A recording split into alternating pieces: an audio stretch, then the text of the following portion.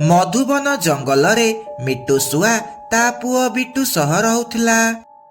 ଗୋଟିଏ ଦିନ ସେହି ଜଙ୍ଗଲକୁ ଗୋଟିଏ ମାଟିର ଖେଳନା ବିକିବା ବାଲା ଆସେ। ଆସ ଆସ ପିଲାମାନେ, ମାଟିର ଖେଳନା ନେବ ଆସ। ରଙ୍ଗ ବିରଙ୍ଗ ମାଟିର ଖେଳନା, ମାଟିର ହାଣ୍ଡି ନେବ ଆସ। ବାପା ବାପା ଦେଖ, ମାଟିର ଖେଳନା ବାଲା ଆସିଛି। ଚାଲ ମୋ ପାଇଁ ମାଟିର ରଙ୍ଗ ବିରଙ୍ଗ ଖେଳନା କିଣିଦେବ। ସମସ୍ତଙ୍କ ପାଖରେ ମାଟିର ଖେଳନା ଅଛି, କିନ୍ତୁ ମୋ ପାଖରେ ନାହିଁ। ପୁଅ, ତୁ ତ ଜାଣିଛୁ ଆମେ ବହୁତ ଗରିବ ଆଉ ବହୁତ କଷ୍ଟରେ ପଇସା ରୋଜଗାର କରୁଛେ। ଏବେ ମୋ ପାଖରେ କିଛି ବି ପଇସା ନାହିଁ। ପଇସା ହେଲେ ମୁଁ ତୋ ପାଇଁ ମାଟିର ଖେଳନା କିଣିଦେବି। ହଉ ବାପା, ଯେତେବେଳେ ପଇସା ହେବ ସେତେବେଳେ କିଣିବା। ଗୋଟିଏ ଦିନ ବହୁତ ଜୋରେ ବର୍ଷା ହେଉଥିଲା। ମିଟୁ କାମରୁ ଘରକୁ ଫେରୁଥିଲା। ସେତିକି ବେଳେ ସେ ଦେଖିଲା ଗୋଟିଏ ଗଛ ପାଖରେ ଗୋଟିଏ ମାଠିଆରେ ବହୁତ ସାରା ସୁନା ଅଛି। ସେ ତା ପାଖକୁ ଗଲା। ଆରେ ବା, କେତେ ସୁନ୍ଦର ମାଠିଆ ହେଇଛି, ଆଉ ଏଥିରେ ବହୁତ ସାରା ସୁନା ଅଛି। ଯାଉଛି ଏ ସୁନା ସବୁ ନେଇ ବିକି ପଇସା ଆଣିବି, ଆଉ ତାପରେ ମୁଁ ମୋ ପିଲାର ସବୁ ସ୍ୱପ୍ନ ପୂରଣ କରିପାରିବି। ତାପରେ ମିଟୁ ସେ ମାଠିଆକୁ ନେଇ ଘରକୁ ଯିବାକୁ ଲାଗେ। କିଛି ବାଟ ଯାଇଛି ସେ ମାଠିଆ ଗୋଟିଏ ଡାହାଣୀ ହେଇଯାଏ, ଆଉ ତା ପିଠିରେ ଲାଖିଯାଏ। ଆରେ ଇଏ କଣ? ମୋ ପିଠି ଏତେ ଭାରି କଣ ଲାଗୁଛି? ଆରେ ଇଏ ତ ଗୋଟେ ଭୂତ। ମୁଁ ତ ମାଠିଆ ନେଇକି ଯାଉଥିଲି, ତାହେଲେ ଏ ଭୂତ କୁଆଡୁ ଆସିଲା? ବଞ୍ଚାଅ ବଞ୍ଚାଅ, କିଏ କୋଉଠି ଅଛ? ବଞ୍ଚାଅ। ଚୁପ୍ କର ବୋକା ଶୁଆ, ତୁ ଯେତେ ଗହଳି କଲେ ବି ତୋ ଗହଳି କେହି ବି ଶୁଣିବେନି। ହା ହା ହା ହା ହା। ତାପରେ ସେ ଚଢେଇର ଆତ୍ମା ମିଟୁକୁ ନେଇ ଗୋଟେ ପୁରୁଣା ଘରେ ବନ୍ଦ କରିଦିଏ। ଏମିତି କିଛି ଦିନ ବିତିଯାଏ। ଗୋଟିଏ ଦିନ ସେହି ବାଟ ଦେଇ ଗୋଟେ ଚୋର ଚୋରି କରିବାକୁ ଯାଉଥିଲା। କେତେ ଦିନ ହେଲା ଚୋରି ନ କରି ହାତ ମୋର କୁଣ୍ଡେଇ ହେଲାଣି। ଆଜି ଏ ଜଙ୍ଗଲରୁ ଭଲସେ ଚୋରି କରି ଘରକୁ ଯିବି। ଏମିତି କହି ସେ ଯିବା ବେଳେ ବାଟରେ ସେହି ସୁନାରେ ଭରା ମାଠିଆ ଦେଖିଲା। ଆରେ ବା, କେତେ ସୁନ୍ଦର ମାଠିଆ ହେଇଛି, ଆଉ ଏଥିରେ କେତେ ସାରା ସୁନା ଅଛି। ଯାଉଛି ୟାକୁ ଘରକୁ ନେଇକି ଯିବି, ଆଉ ୟାକୁ ବିକି ସେଇ ପଇସାରେ ଜୀବନ ସାରା ମଜା କରି ରହିବି। ମତେ ଆଉ ଚୋରି କରିବାକୁ ପଡିବନି। ଏହା କହି ସେ ଚୋର ସେହି ମାଠିଆକୁ ନେଇ ଘରକୁ ଯିବାକୁ ଲାଗେ। ଏବେ ମତେ ଆଉ କେହି ବି କୋଟିପତି ହେବାରୁ ରୋକି ପାରିବେନି। ହା ହା ହା ହା ହା। ସେ ଏମିତି କହିଛି ସେ ମାଠିଆରୁ ସେ ଆତ୍ମା ବାହାରେ। ଆରେ ଇଏ କଣ? ଏ ମାଠିଆ ଗୋଟେ ଭୂତ କଣ ହେଇଗଲା? ମତେ ଯିବାକୁ ଦେ, ମୁଁ ତୋର କିଛି ବି ଦୋଷ କରିନି। ବଞ୍ଚାଅ ବଞ୍ଚାଅ। ମୁଁ ଜାଣିଛି ତମେ ପକ୍ଷୀମାନେ ବହୁତ ଲୋଭୀ। ତମକୁ କୌଣସି ଜିନିଷ ମାଗଣାରେ ମିଳିଗଲେ ତମେ ତାକୁ ନେବା ପାଇଁ ଯେମିତି ହେଲେ ଆସିବ। ମୁଁ ତମ ପକ୍ଷୀମାନଙ୍କୁ ଧରିବା ପାଇଁ ଏ ଜାଲ ବିଛେଇଛି। ତାପରେ ସେ ଡାହାଣୀ ସେ ଚୋର କାଉକୁ ବି ନେଇ ସେ ଘରେ ବନ୍ଦୀ କରିଦିଏ। ଏମିତି ସେ ଡାହାଣୀ ସୁନା ମାଠିଆର ଲୋଭ ଦେଖେଇ ପକ୍ଷୀମାନଙ୍କୁ ତା ଜାଲରେ ଫସେଇ ଦିଏ, ଆଉ ସେମାନଙ୍କୁ ନେଇ ବନ୍ଦୀ କରିଦିଏ। ଆଗକୁ ଆସୁଥିବା ଅମାବାସ୍ୟା ରାତିରେ ତମମାନଙ୍କର ବଳି ଦେଇ ମୁଁ ବହୁତ ଶକ୍ତିଶାଳୀ ହେଇଯିବି। ତାପରେ ମୁଁ ଭୂତମାନଙ୍କର ରାଣୀ ହେବି, ରାଣୀ। ଏମିତି ପକ୍ଷୀମାନେ ଗାୟବ ହେବାରୁ ଜଙ୍ଗଲରେ ସମସ୍ତେ ବହୁତ ଡରିଯାଆନ୍ତି, ଆଉ କେହି ବି ଘରୁ ବାହାରକୁ ବାହାରନ୍ତି ନାହିଁ। ସେଇ ଜଙ୍ଗଲର ଗୋଟେ ପକ୍ଷୀ ହିମାଳୟ ତନ୍ତ୍ରବିଦ୍ୟା ଶିଖିବାକୁ ଯାଇଥିଲା। ସେ ତନ୍ତ୍ରବିଦ୍ୟା ଶିଖି ଜଙ୍ଗଲକୁ ଆସିଲା। ଆରେ ଜଙ୍ଗଲର ପକ୍ଷୀମାନେ ସବୁ କୁଆଡେ ଗଲେ? କେହି ବି କଣ ଦେଖା ଯାଉନାହାନ୍ତି? କଥା କଣ?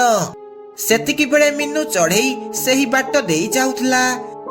ତାନ୍ତ୍ରିକ ଚିଲ ତାକୁ ସେଠାକୁ ଡାକେ। ଆରେ ମିନୁ, ତୁ କେତେ ବଡ ହେଇଗଲୁଣି, ଆଉ ସବୁ ଭଲଟି? ନାଇଁ ତାନ୍ତ୍ରିକ ବାବା, କିଛି ବି ଭଲ ନାହିଁ। ଆରେ କଥା କଣ? ଜଙ୍ଗଲରେ କେହି ପକ୍ଷୀ ବି ଦେଖା ଯାଉନାହାନ୍ତି, କଣ ହେଇଛି? ତାପରେ ମିନୁ ତାନ୍ତ୍ରିକ ଚିଲକୁ ଜଙ୍ଗଲରେ ହେଉଥିବା ଘଟଣା ବିଷୟରେ ସବୁ କଥା କୁହେ। ତୁ ବ୍ୟସ୍ତ ହନି ମିନୁ ଚଢ଼େଇ, ମୁଁ ସବୁ ପ୍ରକାରର ତାନ୍ତ୍ରିକ ବିଦ୍ୟା ଶିଖିକି ଆସିଛି। ମୁଁ ଏବେ ପତା କରୁଛି ସବୁ ପକ୍ଷୀ କୁଆଡେ ଗଲେ। ତାପରେ ତାନ୍ତ୍ରିକ ଚିଲ ତା ମନ୍ତ୍ର ଦ୍ୱାରା ପତା କରେ କେମିତି ସେ ଡାହାଣୀ ତା ମାଠିଆ ଦ୍ୱାରା ସବୁ ପକ୍ଷୀମାନଙ୍କୁ ଫସଉଛି ଆଉ ତାଙ୍କୁ ନେଇ କୋଉଠି ବନ୍ଦୀ କରି ରଖିଛି। ତାପରେ ସେ ମିନୁକୁ ନେଇ ସେ ଜାଗାକୁ ଯିବାକୁ ଲାଗେ। ହେଇଟି ମିନୁ ଦେଖେ, ସେ ଡାହାଣୀ କେମିତି ମାଠିଆ ରୂପ ନେଇ ସେଠି ଥୁଆ ହେଇଛି। ଏବେ ଦେଖେ ମୁଁ ତାକୁ କେମିତି ମଜା ଶିଖଉଛି। ତାପରେ ତାନ୍ତ୍ରିକ ସେ ମାଠିଆକୁ ଧରି ତଳେ ପକେଇ ଭାଙ୍ଗି ଦିଏ। ମାଠିଆ ଯେମିତି ଭାଙ୍ଗିଛି ସେ ଡାହାଣୀ ତା ଭିତରୁ ବାହାରକୁ ଆସେ। ଇଏ ତୁ କଣ କଲୁ? ତୁ ମୋ ମାଠିଆକୁ ଭାଙ୍ଗିକି କିଛି ଠିକ କଲୁନି।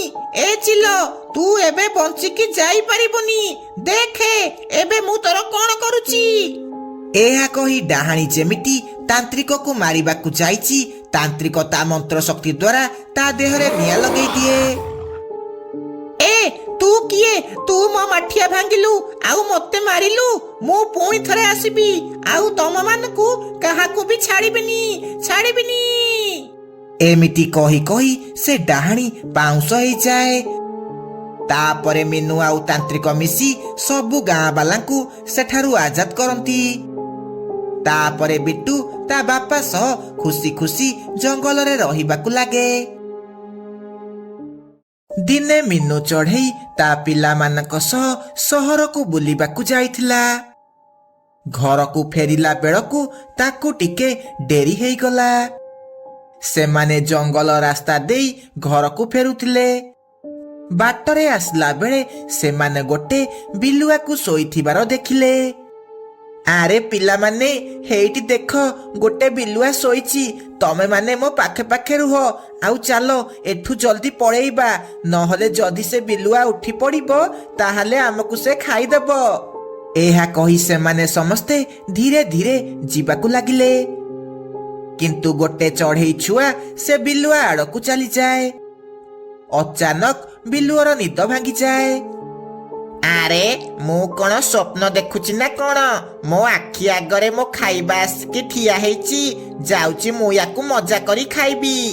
ଏହା କହି ବିଲୁଆ ସେ ଚଢ଼େଇ ଛୁଆକୁ ଖାଇବାକୁ ଲାଗେ।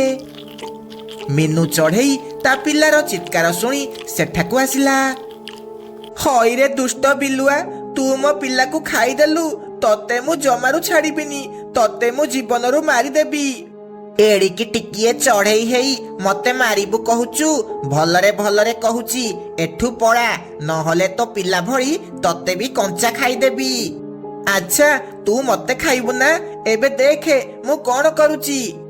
ଏହା କହି ମିନୁ ଚଢ଼େଇ ସେଠାରୁ ଚାଲିଯାଏ ଆଉ ଗୋଟେ କଟୁରୀ ନେଇ ସେଠାକୁ ଆସେ। ସେ ଦେଖେ ବିଲୁଆ ବହୁତ ଆରାମସେ ଶୋଇଛି। ସେ ସିଧା ସେହି କଟୁରୀ ଦ୍ୱାରା ବିଲୁଆର ମୁଣ୍ଡ କାଟିଦିଏ। ତୁ ମୋ ପିଲାକୁ ଖାଇଥିଲୁ ନା? ଏବେ ମଜା ଆସିଗଲାଟି। ଏବେ ଜାଣିଲୁ ଏ ମିନୁ ଚଢ଼େଇ କଣ କରିପାରେ। ପିଲାମାନେ ଚାଲ ଜଲ୍ଦି ଜଲ୍ଦି ଏଠୁ ପଳେଇବା। ଏହା କହି ସେମାନେ ନିଜ ଘରକୁ ଚାଲିଯାଆନ୍ତି। ସେଦିନ ଥିଲା ଅମାବାସ୍ୟା ରାତି। ସେ ବିଲୁଆର କଟା ମୁଣ୍ଡ ଗୋଟିଏ ଭୂତ ହେଇଗଲା। ତୁ କଣ ଭାବିଲୁ ମିନୁ ଚଢ଼େଇ? ତୁ ମତେ ମାରିଦେଲୁ ଆଉ ମୁଁ ତତେ ଛାଡ଼ିଦେବି। ମୁଁ ପ୍ରତିଶୋଧ ନେବି ଆଉ ତୋ ସହ ତୋ ପିଲାମାନଙ୍କୁ ଖାଇଦେବି। ଏହା କହି ସେ ବିଲୁଆର କଟା ମୁଣ୍ଡ ମିନୁ ଚଢ଼େଇକୁ ଖୋଜି ଖୋଜି ଜଙ୍ଗଲ ଭିତରକୁ ଯାଏ।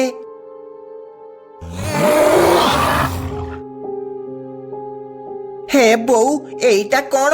ମୁଁ କଣ ଯାହା ଦେଖିଲି ସତ? ମୋ ଆଗରେ କଣ କଟା ମୁଣ୍ଡ ଉଡ଼ିକି ଗଲା?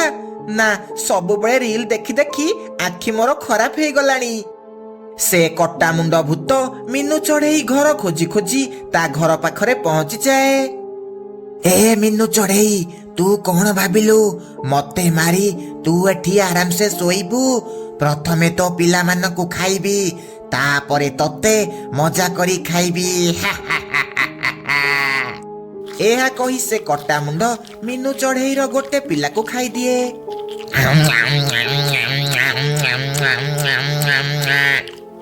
ପିଲାର ଚିତ୍କାର ଶୁଣି ମିନୁ ଚଢ଼େଇ ଉଠି ପଡ଼େ। ହେ ଭଗବାନ, ଇଏ ତୁ କଣ କଲୁ? ତୁ ମୋର ଆଉ ଗୋଟେ ପିଲାକୁ ଖାଇଦେଲୁ। ତୁ କଣ ପାଇଁ ମୋ ପଛରେ ପଡିଛୁ? ଦେଖେ ମିନୁ ଚଢେଇ, ମୁଁ ତୋର ଆଉ ଗୋଟେ ପିଲାକୁ ଖାଇଦେଲି। ଏବେ ତୁ ମତେ ଆଉ ମାରି ପାରିବୁନି। ଏବେ ମୁଁ ଭୂତ ହେଇଯାଇଛି, ଭୂତ। ନା ନା, ତୁ ମତେ କ୍ଷମା କରିଦେ। ମୁଁ ତୋର କଣ ଦୋଷ କରିଛି? ତୁ ଏଠୁ ପଳା। କଣ କହିଲୁ? ତତେ ମୁଁ ଛାଡ଼ିଦେବି? ଏତେ ସହଜରେ ତତେ ମୁଁ ଛାଡ଼ିବିନି। ତତେ ଖାଇଲା ପରେ ଯାଇ ମୋ ଆତ୍ମା ଶାନ୍ତି ହେବ। ଏହା କହି ସେ କଟାମୁଣ୍ଡ ଯେମିତି ମିନୁକୁ ଖାଇବାକୁ ଯାଇଛି, ହଠାତ୍ ସେତିକି ବେଳେ ଦିନ ହେଇଯାଏ। ଆଉ ଝରକା ପଟୁ ସୂର୍ଯ୍ୟ କିରଣ ପଡେ। ସୂର୍ଯ୍ୟ କିରଣ ଯେମିତି ସେ କଟାମୁଣ୍ଡ ଉପରେ ପଡିଛି, ସେ କଟାମୁଣ୍ଡ ଜଳିବାକୁ ଲାଗେ। ଆଉ ତାର ଶକ୍ତି କମ ହେଇଯାଏ। ଆଉ ସେ ସେଠାରୁ ଉଡ଼ିକି ପଳାଏ। ହେ ଭଗବାନ, ତମେ ଆଜି ମତେ ବଞ୍ଚେଇ ଦେଲ। କିନ୍ତୁ ରାତି ହେଲେ ସେ କଟାମୁଣ୍ଡ ପୁଣି ଥରେ ଏଠାକୁ ଆସିବ। ନା, ଯାଉଛି ସମସ୍ତଙ୍କୁ ଏ ବିଷୟରେ କହିବି, ଆଉ ଏହାର କିଛି ସମାଧାନ କରିବି। ତାପରେ ମିନୁ ଚଢ଼େଇ ଜଙ୍ଗଲର ସବୁ ଚଢ଼େଇଙ୍କୁ ଯାଇ ଏ ବିଷୟରେ କହିଲା। ଏହା ଶୁଣି ସେମାନେ ସମସ୍ତେ ବହୁତ ଡରିଗଲେ। ଆରେ ମିନୁ, ତୁ କଣ ସତ କହୁଛୁ? ହେ ଭଗବାନ, ଏବେ ଆମର କଣ ହେବ? ତାହେଲେ ମୋ ଆଖି ଖରାପ ହେଇନି। କାଲି ରାତିରେ ମୁଁ ଯାହା ଦେଖିଲି ସେଇଟା ସତ। ଆରେ କିଛି ଗୋଟେ କରିବାକୁ ପଡିବ, ନହେଲେ ସେ ଆମ ସମସ୍ତଙ୍କୁ ବି ମାରିଦେବ। ଆରେ ଶୁଣ, ମୋ ପାଖରେ ଗୋଟେ ଉପାୟ ଅଛି। ଚାଲ ଆମେ ସମସ୍ତେ ତାନ୍ତ୍ରିକ ବାବା ପାଖକୁ ଯିବା। ଏହା କହି ସେମାନେ ସମସ୍ତେ ତାନ୍ତ୍ରିକ ବାବା ପାଖକୁ ଯିବାକୁ ଲାଗିଲେ। ଆଉ ସେଠି ଯାଇ ତାନ୍ତ୍ରିକକୁ ସବୁ କଥା କହିଲେ। ତମେ ମାନେ ବ୍ୟସ୍ତ ହୁଅନି। ଇଏ ନିଅ, ଇଏ ଗୋଟେ ଦଉଡ଼ି। ଏଇଟା କୋଉ ସାମାନ୍ୟ ଦଉଡ଼ି ନୁହଁ। ଯେତେବେଳେ ସେ ଭୂତ ମିନୁ ଚଢ଼େଇ ଘରକୁ ଆସିବ, ତମେ ଏ ଦଉଡ଼ି ତା ଉପରକୁ ପକେଇ ଦେବ, ଯାହା ଦ୍ୱାରା ସେ ଭୂତ ବନ୍ଦୀ ହେଇଯିବ। ତାପରେ ତମେ ତା ଦେହରେ ନିଆଁ ଲଗେଇ ଦେବ, ଯାହା ଦ୍ୱାରା ସେ ସବୁଦିନ ପାଇଁ ଜଳି ପୋଡ଼ି ପାଉଁଶ ହେଇଯିବ। ତାପରେ ସେମାନେ ସେହି ଦଉଡ଼ି ନେଇ ଘରକୁ ଆସିଲେ। ରାତିରେ ସେ କଟାମୁଣ୍ଡ ଭୂତ ଜଙ୍ଗଲକୁ ଆସିଲା। ସମସ୍ତେ ସେ ଦଉଡ଼ି ଧରି ମିନୁ ଚଢ଼େଇ ଘରେ ବସିଥିଲେ। ଯେମିତି ସେ କଟାମୁଣ୍ଡ ମିନୁ ଚଢ଼େଇ ଘରକୁ ଆସିଛି, ମିନୁ ଚଢ଼େଇ ସେ ଦଉଡ଼ିକୁ ତା ଉପରକୁ ପକେଇ ଦେଲା। ଦଉଡ଼ି ପଡୁ ପଡୁ ସେ ସେଇଠି ବନ୍ଦୀ ହେଇଗଲା। ସେତିକି ବେଳେ କାଉ କାଉ ନିଆଁ ତା ଉପରକୁ ପକେଇ ଦେଲା। ନିଆଁ ଯେମିତି ଲାଗିଛି, ସେ ଛଟପଟ ହେବାକୁ ଲାଗିଲା। ଇଏ ତମେ ମାନେ କଣ କଲ? ତମେ ମାନେ କିଛି ବି ଠିକ କଲନି। ମୁଁ ପୁଣି ଥରେ ଆସିବି, ଆସିବି, ଆଉ ତମ ସମସ୍ତଙ୍କୁ କଞ୍ଚା ଖାଇଦେବି। ଏମିତି ସେ ବିଲୁଆର କଟାମୁଣ୍ଡ ଜାଳି ପୋଡ଼ି ପାଉଁଶ ହେଇଗଲା। ତାପରେ ସମସ୍ତେ ପୁଣି ଥରେ ଖୁସି ଖୁସି ରହିବାକୁ ଲାଗିଲେ।